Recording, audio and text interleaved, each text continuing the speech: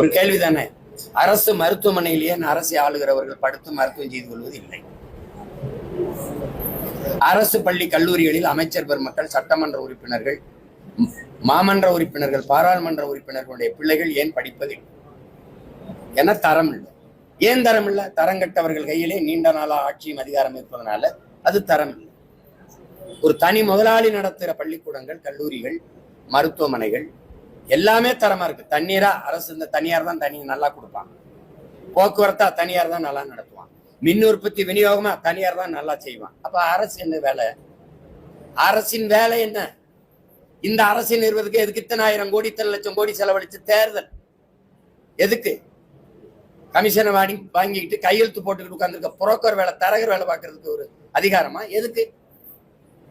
Blight அது தனியார் தான் நல்லா ஓட்டுவான், இண்டிகோ தான் நல்லா ஓட்டுவான். அதுவும் எதுக்கு சொல்லுங்க?